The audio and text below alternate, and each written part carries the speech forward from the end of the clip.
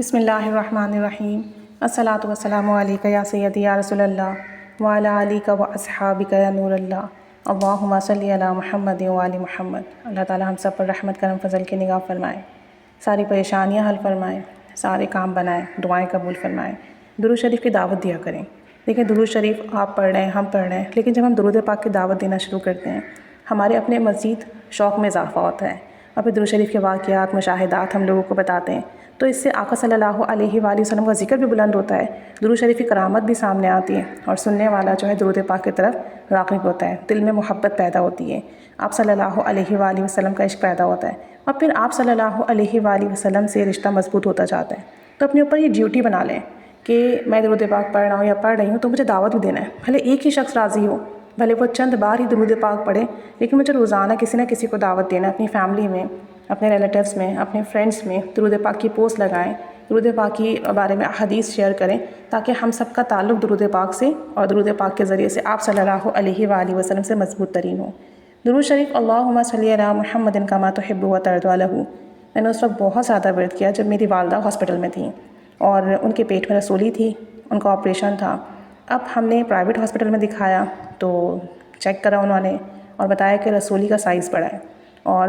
یہ آپریشن بہت رسکی ہے، تو اس سے بہتر ہے انہوں نے ایک اور ہاسپٹل ریکمنڈ کیا کہ وہاں بہت زیادہ پروفیشنل ڈاکٹرز ہیں، ایکسپیرینس ڈاکٹرز ہیں، تو آپ انہیں وہاں لے جائیں۔ تو بہرحال ہم انہیں وہاں لے کر گئے، ڈاکٹرز نے چیک اپ کیا، رپورٹس ہوئیں، ٹیسٹ ہوئیں اور آپریشن کیا گیا۔ اب آپریشن تو الحمدللہ کامیاب ہو گیا، لیکن جہاں سے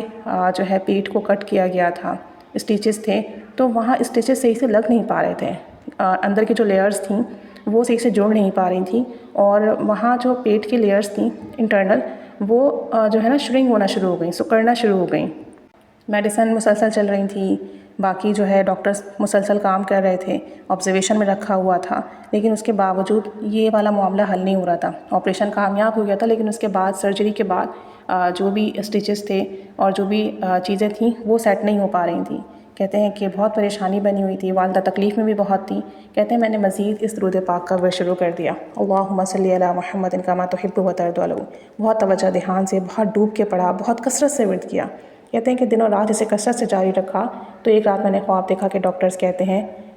مطلب ایک ڈاکٹر ہیں جو کہ میری والدہ کو چیک کرتے ہیں اور کہتے ہیں کہ آپ ان کو یہاں کیوں روک رہے ہیں ہاسپٹل میں، آپ نے کیوں ایڈمٹ کیا ہوا ہے، آپ ان کو گھر لے جائیں۔ ہاسپٹل میں جراثیم ہوتے ہیں اور اس وجہ سے بعض اوقات انفیکشن ٹھیک نہیں ہو پاتا، یہ نہ ہو کہ انفیکشن مزید بڑھ جائے۔ گھر کے صاف ستھرے ماحول میں ان کو رکھیں، ٹھیک سے ان کی بینڈیج وغیرہ کرواتے رہیں، انشاءاللہ تعالی جب آپ ایک ہفتے کے بعد آئیں گے چیک اپ کرانے تو یہ ٹھیک ہو چکی ہوں گی۔ اب کہتے ہیں جب میں نے یہ خواب دیکھا تو میں نے جو ہے اپنی والدہ کو ڈسچارج کرنے کی بات کی۔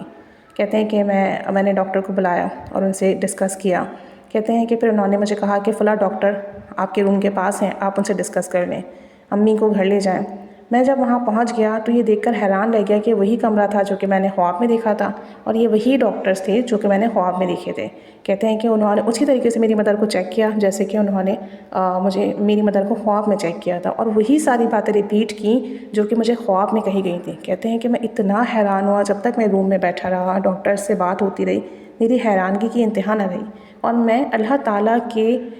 کرم پر، فضل پر بہت شکر گزار تھا کہ مجھے یہی سب کچھ خواب میں دکھایا گیا تاکہ میرے دل کو تسلی اور ڈھارس ہو، کہیں میرے دل میں یہ شبہ نہ پیدا ہو کہ میری والدہ کو گھر بھیجا جا رہا ہے، پتہ نہیں وہ ٹھیک ہوں گی یا نہیں ہوں گی۔ کہتے ہیں کہ درود شریف کی برکت سے آنے والے وقت کو میں نے پہلے ہی خواب میں دیکھ لیا۔ خیر ڈاکٹرز نے میری والدہ کو گھر بھیج دیا، ہم گھر آئے، اللہ کا کرم ہوا، جو ان کی زخم تھا وہ ٹھیک ہونا شروع ہوا، جو انٹرنل لیئرز تھیں وہ جڑنا شروع ہوئیں، اور کہتے ہیں کہ جب اگلے ہفتے ہم دوبارہ اپنی والدہ کو ہاسپٹل لے کر گئے، اس کے بعد پھر ہم نے 1 ماہ بعد چیک اپ کرایا تو الحمدللہ میری والدہ مکمل صحت یاب ہو چکی تھیں، ان کی انٹرنل لیئرز بھی جڑ گئی تھیں، انہیں شفا بھی ملی، بیماری سے نجات بھی ملی، اور جسمانی جو مرض تھا ان کا وہ ٹھیک ہوا الحمدللہ۔ تو درود پاک وہ معاملہ ہے کہ اگر آپ اسے مسلسل پڑھتے ہیں، توجہ دھیان سے اس میں ڈوب کر پڑھتے ہیں، تو جسمانی بیماریاں ہوں یا روحانی بیماریاں ہوں شفا ملتی ہے۔ آپ کو اس کا علاج بتایا جاتا ہے، کوئی یقین والا ہو، استقامت والا ہو، مسلسل پڑھنے والا ہو تو کرم کے، فضل کے فیصلے ہوتے ہیں، راہیں کھلتی ہیں، مسائل حل ہوتے ہیں، بندشیں ختم ہوتی ہیں، آسانیاں آتی ہیں۔ بس ڈیپینڈ کرتا ہے آپ پڑھتے کیسے ہیں۔ اگر آپ صرف زبان سے پڑھ رہے ہیں، توجہ دھیان فوکس نہیں ہے، دل میں یقین نہیں ہے، تو وہ فیض نہیں ملے گا۔ اگر توجہ، دھیان، فوکس ہے اور یقین ہے دل میں کہ درود پاک پڑھا ہے تو بس کام تو اب بننا ہی بننا ہے۔ ایسا ہو ہی نہیں سکتا کہ درود پاک پڑھنے کے بعد مجھے فیض نہ ملے، کرم نہ ہو، دعا قبول نہ ہو، میرا کام نہ بنے۔ کبھی دیر کبھی جلدی ایسے معاملات ہوتے ہیں، لیکن درود پاک کا فیض ضرور ملتا ہے، یہ ہمیشہ یاد رکھیے کہ ضرور ملتا ہے۔